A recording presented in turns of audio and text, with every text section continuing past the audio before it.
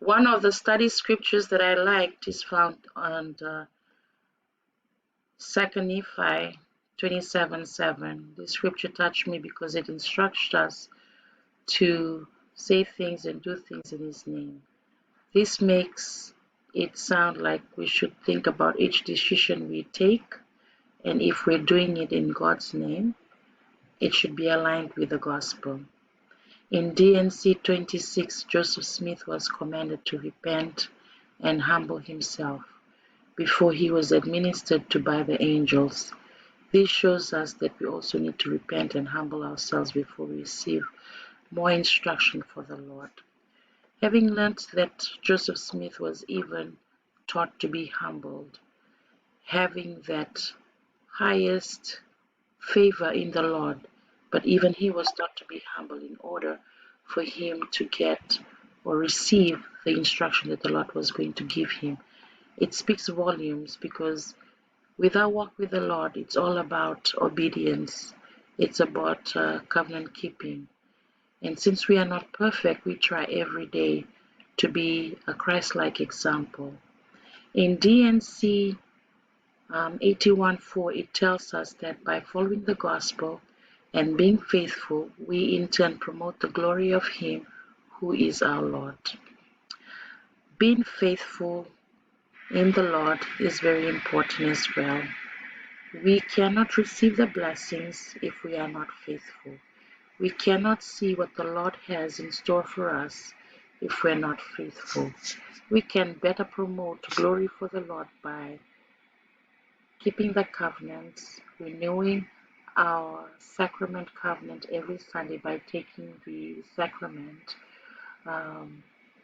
attending church regularly, and listening to gospel and religious videos, conference talks in the past, and focusing on what the Lord has done in our lives. You cannot maintain any power or influence in the priesthood except by persuasion or by long suffering, by being gentle and having meekness, by love that is unafraid, by kindness and pure knowledge, which shall greatly enlarge the soul, without hypocrisy or without guile.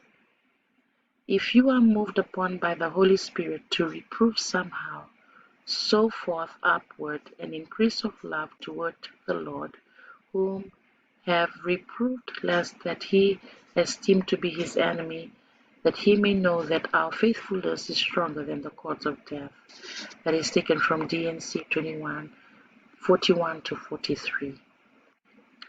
I believe that we are worthy to receive and exercise priesthood powers. The words that we speak in our everyday behavior affect the ability of how we serve. Our behavior in public must be above reproach.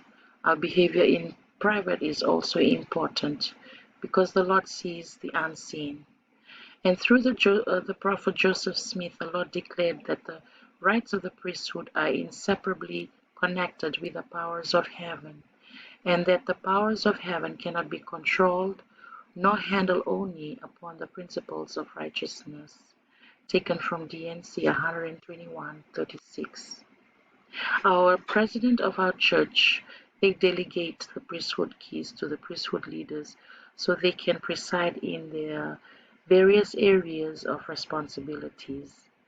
Priesthood keys are bestowed on presidents of our temple, mission, stakes, district, branch presidents, quorum presidents, and bishops. And those that hold these positions also hold the key to priesthood positions.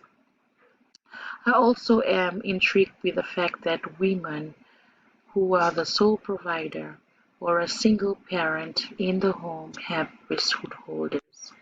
And it is very important that when a child is in a family, receive these priesthood holders to guide him and direct him or her through his personal, spiritual, and temporal needs. I believe that the Lord has a lot in store for each and every one of us, and through the priesthood keys, we are able to receive and also be blessed by having these priesthood keys in our lives.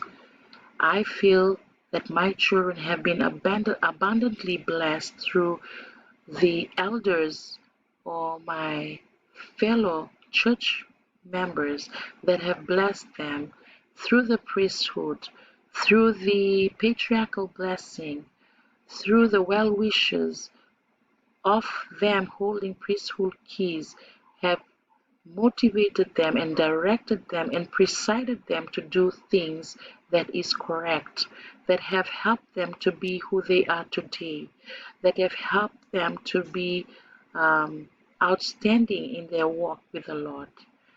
I believe that God has orchestrated the priesthood keys here on earth after the great apostasy, so we can be aligned, we can be instructed, as 2 Timothy 11 says. That is the reason why we are so blessed in our church, knowing that this is something that has been phrased out, but we are so blessed that it has been brought back to light and has blessed each and every one of us in our lives. I say that and leave it with you in the name of Jesus Christ. Amen.